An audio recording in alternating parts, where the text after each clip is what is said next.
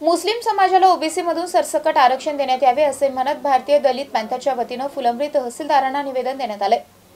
मुस्लिम समाजाच्या कुणबी नोंदी आणि कुणबी प्रमाणपत्र सापडलेले असून त्यांना सुद्धा ओबीसी मधून सरसकट आरक्षण देण्यात यावे। आजपर्यंत मुस्लिम समाज हा आरक्षणापासून वंचित राहिलेला आहे, त्यांना आरक्षणाची गरज आहे। मुस्लिम समाजाला सरसकट आरक्षण देण्यात यावे अशा आशयाचे निवेदन तहसीलदार कार्यालयास देण्यात आलं असून मागणी सरकारपर्यंत पोहोचवावी अशी विनंती करण्यात आली आहे। या निवेदनाचा गांभीर्याने विचार न केल्यास भारतीय दलित पॅंथरच्या वतीने तीव्र आंदोलन छेडण्यात येईल आणि याची सर्वस्वी नोंद ही प्रशासनाने घ्यावी असा इशारा देण्यात आला आहे। यावेळी भगवान गंगावणे, भारतीय दलित पॅंथर तालुका सचिव फुलंब्री, रणजित वाहुळ तालुका अध्यक्ष फुलंब्री यांच्यासह महिला तालुका अध्यक्ष लक्ष्मीबाई पाचवणे, शहर अध्यक्ष मंगेश गुंजाळ, तालुका उपाध्यक्ष किशोर गंगावणे, काकासाहेब शिरसाट, बाळासाहेब साळवे, बबन गायकवाड, काकासाहेब पाचवणे, संदीप साळवे यांच्यासह अनेकांची यावेळी उपस्थिती होती।